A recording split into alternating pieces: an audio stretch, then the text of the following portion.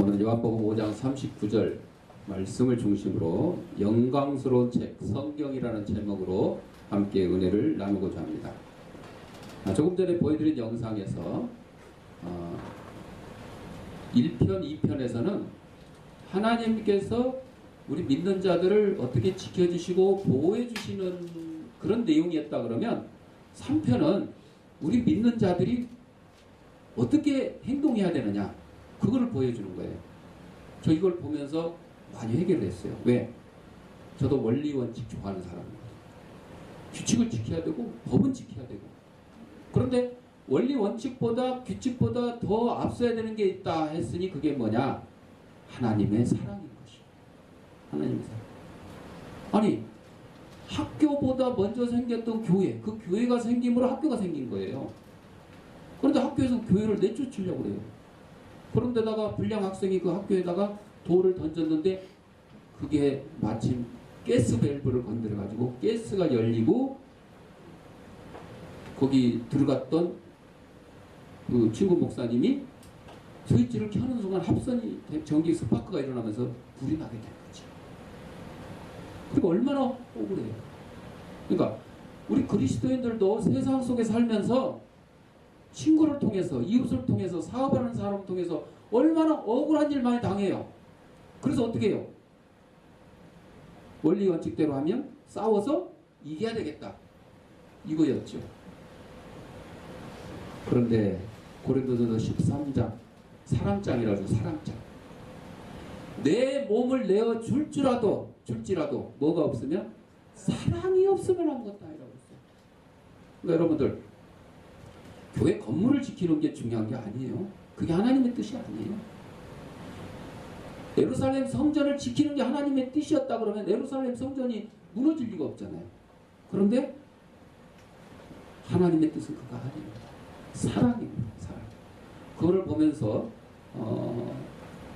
그 동대문 감리교회가 있어요. 저기 동대문 로타리에 있었는데 그 감리교회를 서울시에서 철거하려고 했었어요. 근데 이제 한참 막 데모를 하고 소송을 하고 막 그랬었어요. 그걸 왜 철거하려고 그랬냐면 거기 서울 성곽 있잖아요. 서울 성곽을 복원을 하려고 그러는데 그 동대문 감리교회가 그 성곽 자리, 옛날에 성곽 있던 자리에 세워져 있었기 때문에 교회는 교회 나름대로 항배를 하죠. 응? 이것도 이 교회 자체도 역사적인 건물이다. 이 영화에 나오는 그 교회도 그랬어요. 그 건물 자체만 해도 역사적인 가치가 있다. 그런데 결국은 어떻게 해요? 양보를 하고 타협을 해서 성곽 복원하는 데 협조를 한 거죠.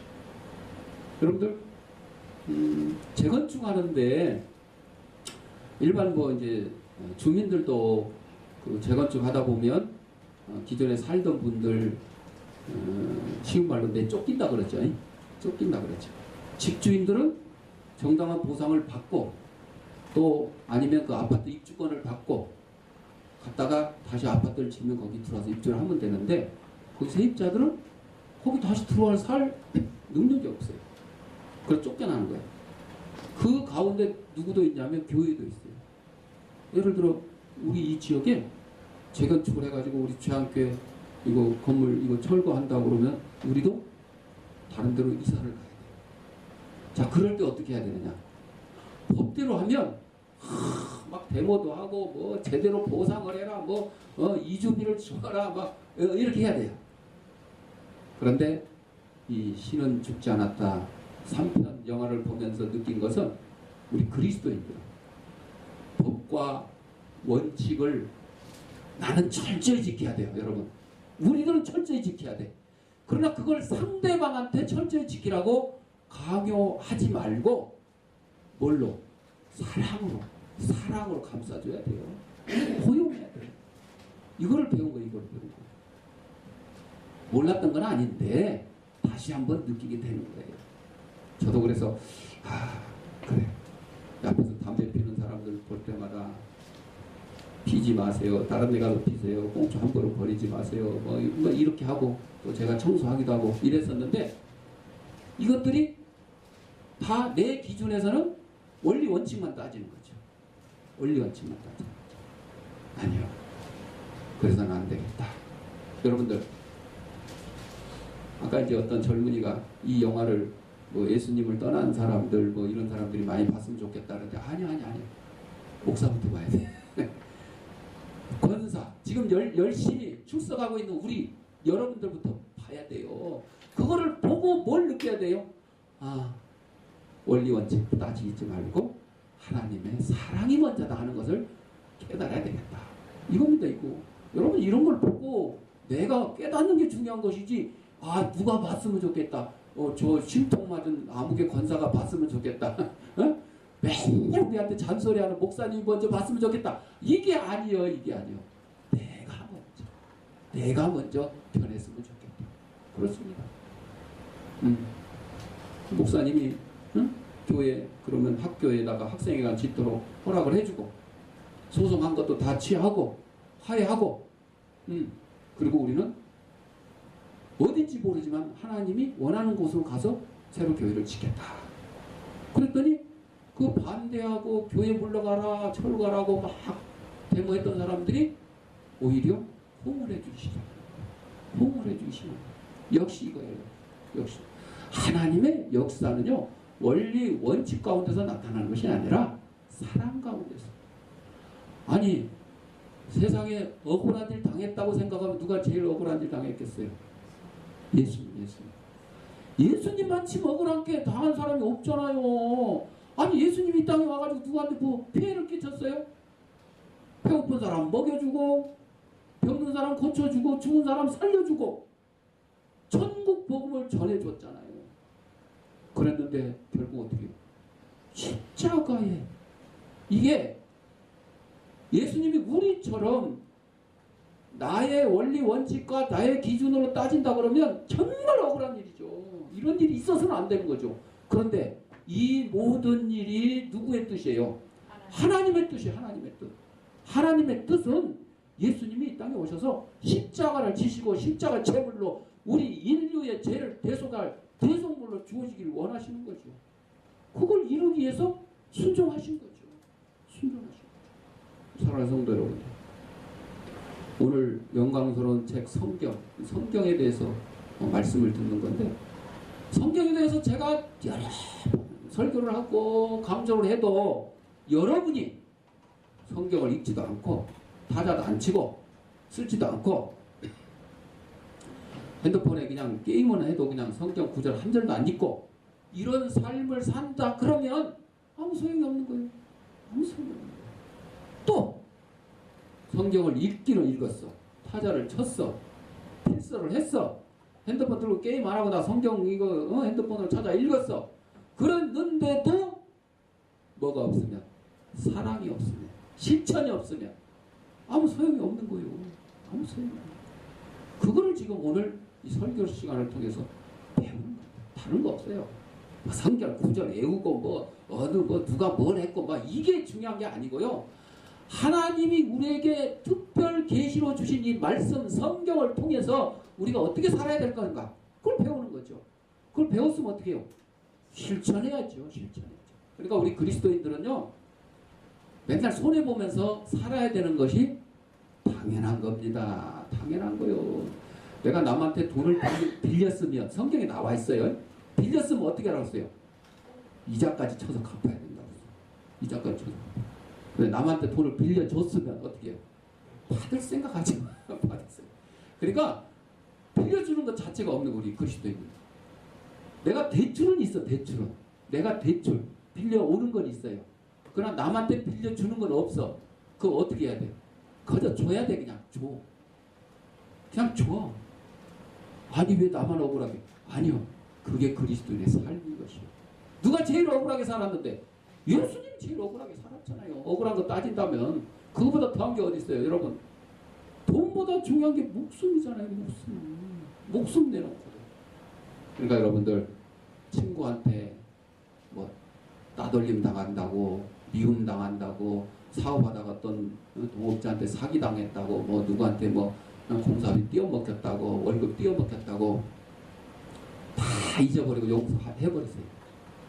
그게 그리스도인의 삶이에요. 옛날에 저도 목사 되기 전에는요, 누구한테 얼마 빌려준 거 적어놓고 누구한테 얼마 빌려온 거 적어놓고 다 체크했었어. 그런데 어느 순간 빌린 건 적어놓고 빌려준 건 다 지워버렸어요. 왜? 여러분, 돈 빌려준 거 받으러 다니다가요, 그 받으러 다닐 시간에 일을 해서 돈을 버는 게 차라리 나아. 응? 돈 빌려준 거 받으려고 독촉하고 신경 쓰는 것보다 차라리 열심히 일을 해서 버는 게 훨씬 더 나아요. 그리고 하나님의 말씀에 순종하는 길이 그거예요. 줬으면요, 받을 생각 말아야 돼요. 받을 생각. 근데 남한테 빌려온 건 어떻게요? 반드시 반드시 갚아야 돼. 이자까지 쳐서라도 갚아야 돼요. 이게 우리 그리스도인의 삶이에요. 왜 그래요? 왜? 주님이 그렇게 하셨어요. 왜 그래요? 우리는 저 하늘나라에 소망을 두고 영생 구원을 예약했잖아요. 천국에 우리는 예약된 백성이에요. 그러니까 천국에 안 갈 백성들이 나한테 돈 빌려서 좀 띄어먹어도, 나를 시기하고 질투하고 나를 미워해도, 나한테 지우개 볼펜 빌려간 거 띄어먹어도 그냥 포기하고 사셔. 왜? 그 사람들은 예수 안 믿으면 어디 가야 되니까? 지옥 가야 되니까. 얼마나 불쌍해요. 이 세상에서의 100년도 안 되는 그 짧은 삶 동안 남의 거 도둑질하고 사기치고 훔쳐오고 남의 거 빌려와서 안 갖고 이런 사람들 그래봤자 100년도 못 사는 거예요. 그런데 그 이후의 삶은, 예수 없는 이후의 삶은 영원한 영벌, 지옥불에 들어갈 수밖에 없는 불쌍한 인간들입니다. 그렇기 때문에 양보하세요. 지난주에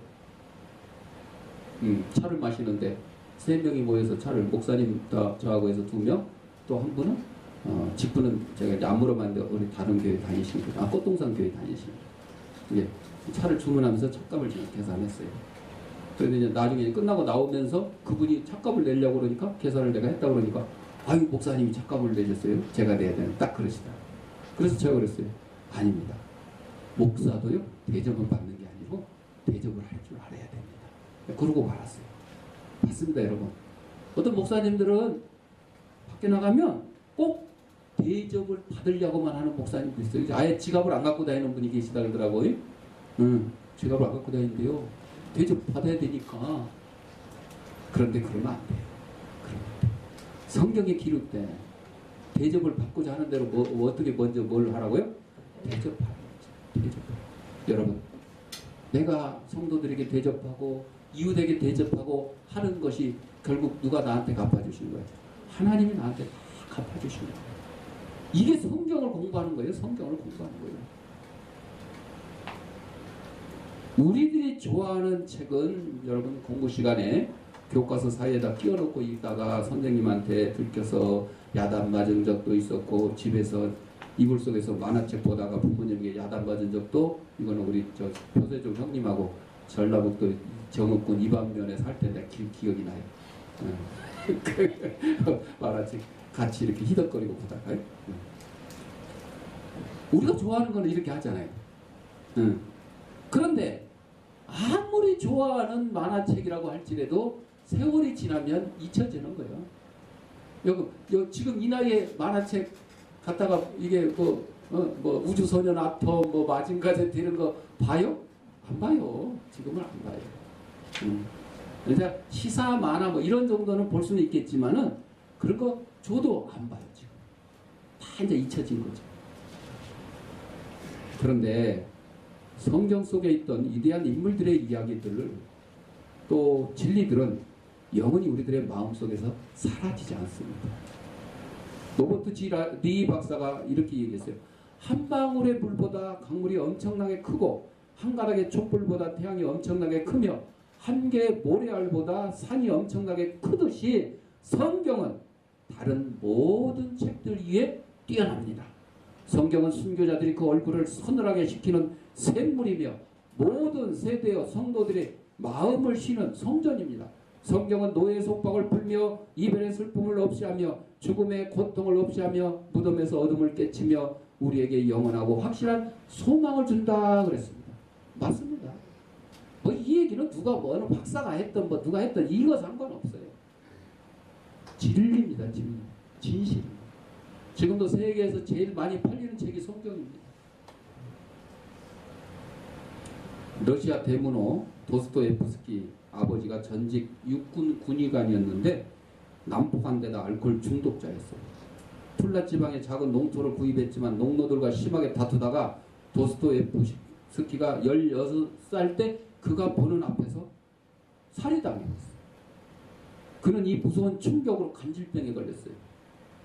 28살 때 반역죄로 사형수가 되었고 감옥에서 장교 부인이 건네준 신약 성경을 읽던 중에 예수님을 만나게 되었어요. 도스토옙스키는 누가 내게 그리스도는 진리가 아니다라고 증명한다 하더라도 나는 그리스도와 함께 있고 싶다. 나는 진리보다도 차라리 예수와 함께 있고 싶다는 신앙 고백을 했어요. 종살 2분 전에 황제 사면령이 내려져서 기적적으로 살아난 그는 위대한 기독교 작가가 되었어요. 성경을 읽으면 예수님을 만납니다. 거듭납니다. 세상이 줄 수 없는 평안과 위로를 누리게 된다 하는 것입니다. 도스토옙스키도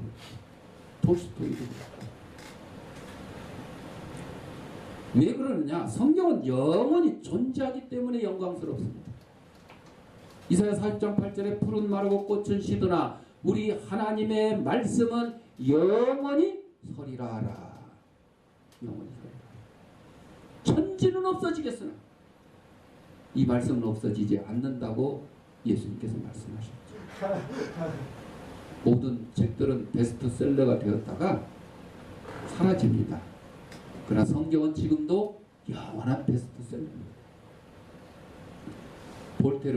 시인 볼테르가 지금으로부터 100년의 세월이 흐르면 성경과 그리스도가 사람들의 기억 속에서 사라지고 말 것이라고 했는데 바로 볼테르가 얘기한 그 곳, 볼테르가 서 있던 그 방, 지금은 성경 보관소로 사용되고 있어요. 누가 없어진 거예요? 성경이 없어진 게 아니고 볼테르가 없어진 거예요. 성경을 없애는 노력들은 다 실패로 끝나고 말았습니다. 오히려 성경을 없애려고 했던 자들이 다 없어졌어요. 일제 강점기 때에 일본군들. 예수 못 믿겠잖아요. 교회 문 닫았잖아요. 성경 못 읽겠잖아요. 공산당들도 그랬어요. 그럼 뭐 지금의 중국이나 북한이나 러시아에 있는 공산당들이 우리 기독교 허용하고 성경 허용할 것 같아요? 안 합니다.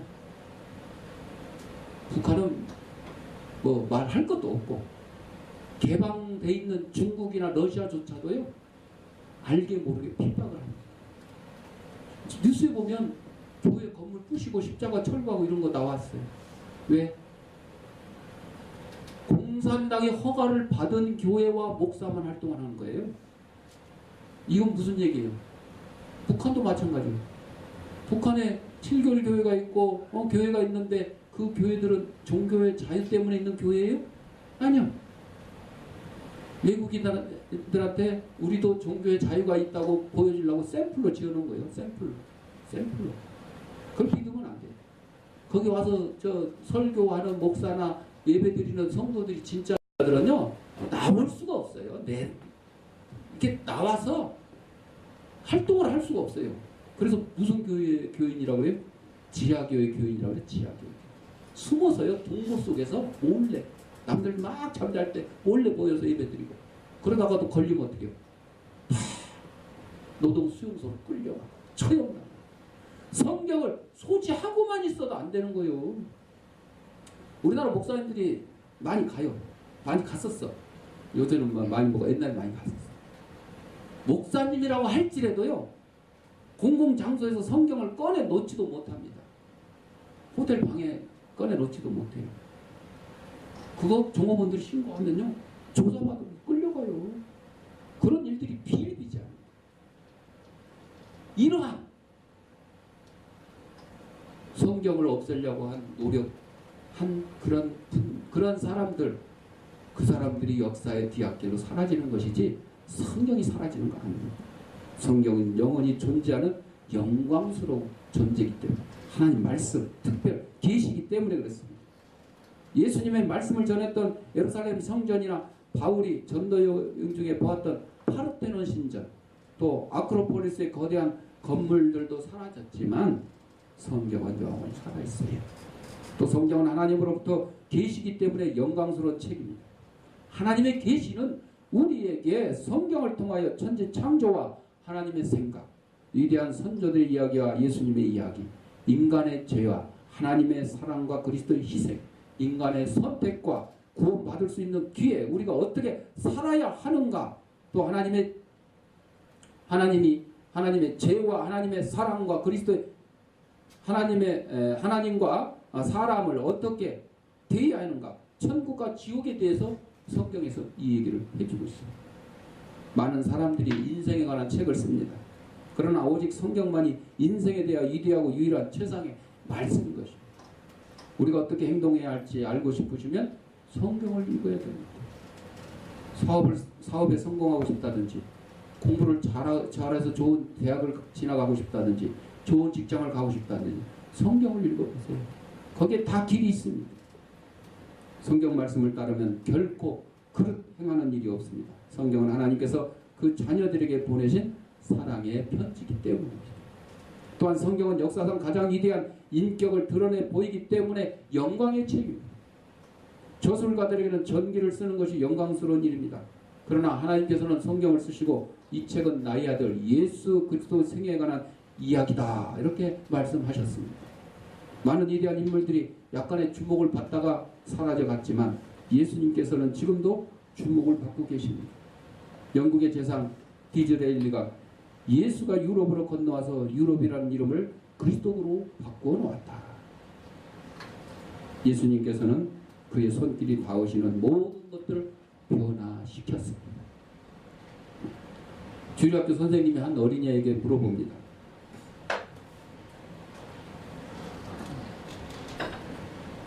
너는 성경 속에 무엇이 있는지 알고 있니? 아이가 보라는 듯이 금방 대답합니다. 아, 물론이죠. 다 알고 있습니다. 그래? 성경책에 뭐가 들어있는지 한번 말해볼래?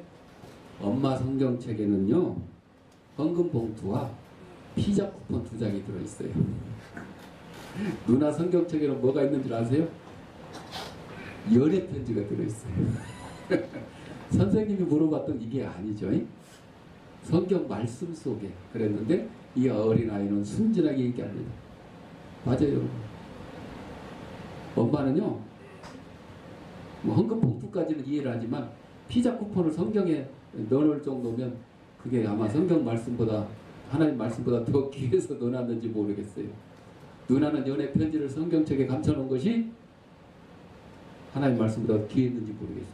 영화에 보면요, 성경책을 게다가 건총 숨겨놓은 거 본 적이 있어요. 영화에 건총 모양으로 성경 안을 파요. 그래가지고 갖다. 그러니까 이 성경을 이용한 그런 경우인데, 그거는 이제 성경 말씀이 중요한 게 아니고 어떤 뭐 첩보원들이 그 활동하기 위해서 그런 경우에 나오기도 하는데, 여러분 이렇게 그 성경보다 권총을 더 중요하게 여기고 이런 게 아니고요. 반대로 전쟁터에 나간 군인이 총알을 맞았는데 총알을 맞고도 살았어요. 왜 살았냐? 주머니에다가 포켓 성경을 넣어놨는데 거기 총알이 딱 들어와가지고 거기 막힌 거예요. 방탄이 된 방탄. 그래서 살았다. 뭐 우연의 일치라고도 할 수 있겠죠. 그러나 여러분, 세상 사람들이 우연의 일치라고 보는 그런 모든 일들이 누구의 섭리 가운데? 하나님의 섭리 가운데 이루어지는 거예요. 전쟁터에 나가서 죽는 것도 하나님의 뜻이고 사는 것도 하나님의 뜻이에요. 우리가 그걸 알고 살아가야 되는 거예요. 근데 우리는 보통 뭐 그래요? 내 기준으로 하다 보니까 아버지도 말게 해주고 사업이 망하지도 않게 해주고 시험만 봤다 그러면 다 100점 맞게 해주고 내가 원하는 대학은 다 가게 해주고, 아니 내 기준대로만 얘기를 하고 있어요. 내 기준대로. 하나님의 뜻은 그게 아니에요. 그러니까 하나님의 뜻을 알고 거기에 순종하고 따라가면 너무너무 편한 거예요. 그런데 내 뜻대로 내가 정해놓고 거기다 하나님을 갖다가 응? 코를 깨서 맞추려고 그러니까 이게 안 맞는 거예요. 참 힘든 거예요. 또한 성경은 인간을 위한 단 하나의 구원의 길을 가르치기 때문에 영광의 책이라고 했어요. 콜럼버스가 신천지를 찾아 나섰을 때에 무모하다고 사람들이 말렸잖아요. 왜? 가다 보면 어떻게 된다고 그랬어요? 낭떠러지가 있어서 떨어져 죽는다고 했어요. 사각형이라고 했어요. 지구는 사각형이라고. 사람들이 천국을 찾아 나설 때는 성경에 그 길이 제시되어 있어요. 콜럼버스는 신대로 뭐 알지도 못하고 막 갔어요. 그냥 한쪽으로만 계속 가면 뭐가 나올 것이다. 알지도 갈 바를 알지 못하고 갔어요. 그러나 천국 가는 길은 어디에 안내되어 있어요? 성경이 천국 가는 내비게이션이요. 내비게이션. 거기에 다 기록되어 있잖아. 천국 가는 방법은 어떻게 해야 된다고 그랬어요? 예수님을 믿으면 돼요. 아유, 이렇게 간단해요. 예수님 믿으면 돼요. 스페인의 비도 마티라는 학생이 도서관에서 고대 철학자의 책을 발견했는데 이 책을 최초로 읽는 사람에게 자신의 모든 재산을 물려준다는 것을 보고 법정으로 가져가가지고 25만 달러의 재산을 물려받았대요. 지금도 25만 달러면 뭐 2억이 넘는 3억 가까이 되는 돈인데 옛날에는 뭐 더 많은 돈이었죠. 그러나 우리가 성경을 통해서 받는 죄의 용서와 구원과 영생과 하나님과의 화목과 성령 안에서의 이루와 천국의 소망에 대해서는 도저히 값을 매길 수가 없는 값진 보배들이에요. 아니 이 책을 처음으로 읽은 사람한테 25만 달러를 준다고 했는데 이 성경책을 읽은 사람들에게는 뭘 준다고 그랬어요? 영생, 구원, 하나님과의 화목. 25만 달러는 받아놓으면 이 땅에서 다 쓰고 없어지든지 혹은 다 쓰지 못하고 남겨놨다고 하더라도 인생의 죽음을 맞이한 순간 그것이 어떻게 돼요? 내 것이 아니요. 내 것이 아니요. 그런데 성경을 읽은 분들에게는 성경을 통해서 천국에 가는 길을 발견한 우리들에게는 예수님을 믿은 우리들에게는 영생, 천국에서의 하나님과의 동행, 화목, 이 귀한 25만 달러가 아니라 이 세상에 있는 모든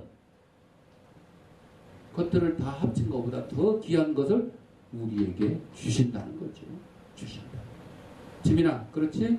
주신다는 거예요.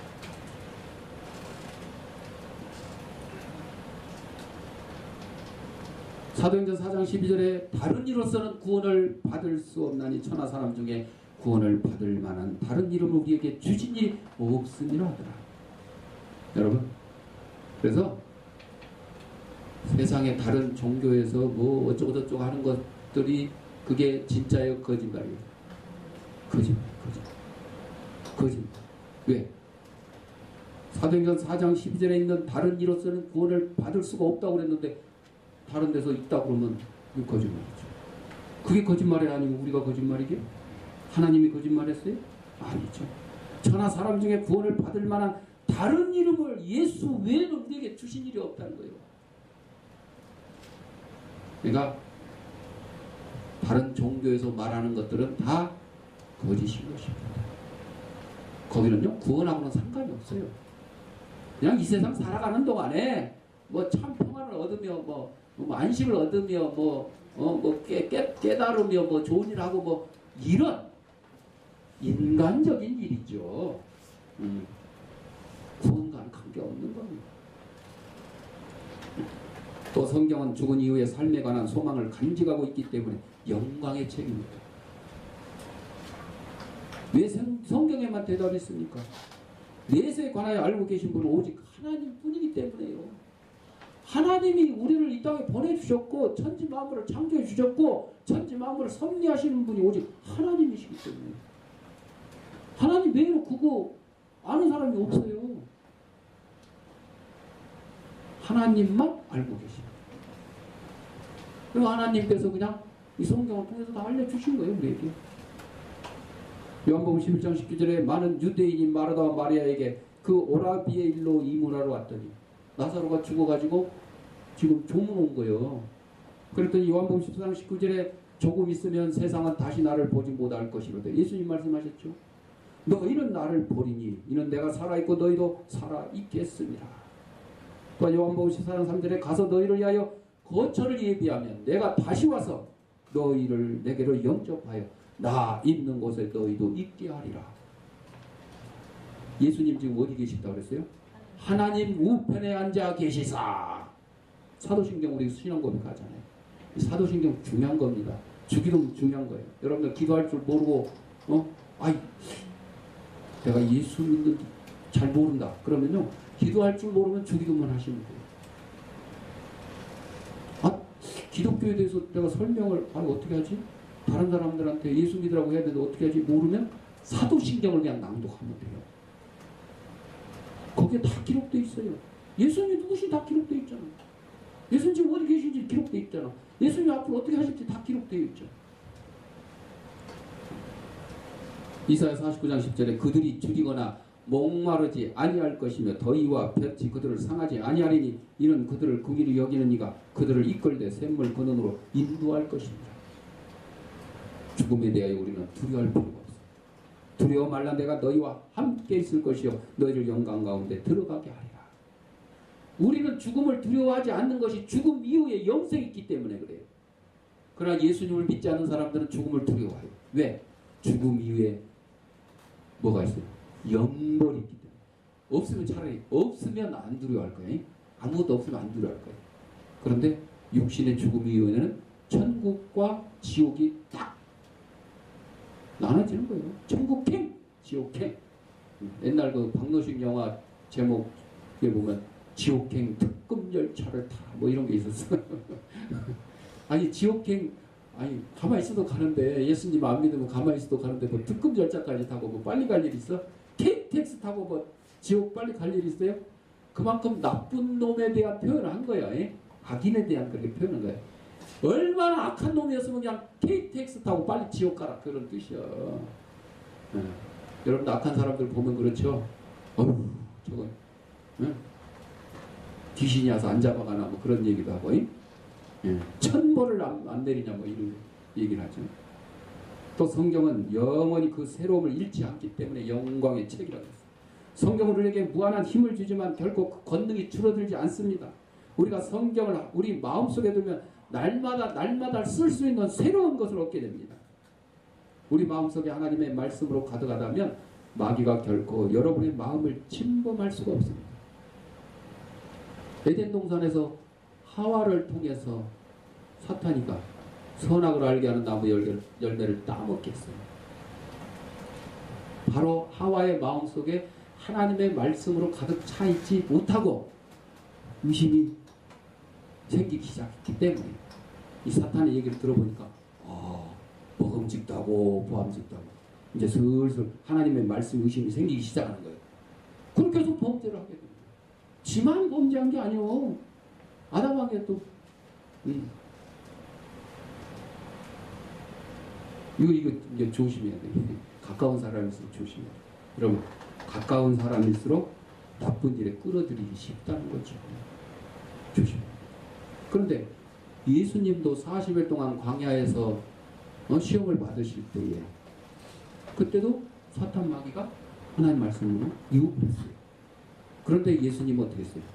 단호히 물리쳤죠. 바로 우리의 심령 속에 하나님의 말씀으로 가득 차 있으면요 세상의 어떤 유혹과 마귀의 유혹이 우리를 넘어뜨릴 수가 없다 하는 것입니다. 여호와의 증인과의 논쟁에서의 승리는 오직 말씀만을 인용했기 때문입니다. 성경이 내 편에 있을 때 언제나 패배를 모릅니다. 인생의 갖가지 문제들을 직면할 때 성경 말씀은 바로 그 문제들을 해결하기 위한 해답사를 하는 것입니다. 마지막으로 성경은 사람과 나라를 변화시키기 때문에 영광의 책이라고 했습니다. 미국의 대통령 앤드류 잭슨은 성경은 우리나라가 서 있는 반석이다 그랬고 호레이스 그레일리는 성경을 읽는 사람들은 정신적으로든 육체적으로든 노예로 삼기가 불가능하다 그랬어요. 그래서 그 일제치하나 공산치하에서 우리 믿음의 선조들이 믿음을 잃지 않고 순교를 당할 수 있었던 것은 바로 이겁니다. 하나님의 말씀으로 가득 찬 그리스도인들을 총칼로 이어버려도 이길 수가 없는 거죠. 시편 33편 12절에 여호와를 자기 하나님으로 삼은 나라 곧 하나님의 기업으로 선택된 백성은 복이 있다 그랬습니다. 성경을 바탕으로 하고 있는 나라는 발전과 문화를 꽃피울 수 있는 소망을 지니고 있습니다. 사랑하는 성도 여러분들, 우리가 성경 말씀에 굳게 서 있으면 앞으로 다가오는 모든 날들을 헤쳐나가고 그리고 마지막 날에 천국에서 영원한 쉼을 얻게 될 소망이 우리에게 있다는 사실을 기억을 하시고 날마다 성경을 읽고 마음에 새기는 저와 여러분들이 되시기를 바랍니다. 기도하겠습니다.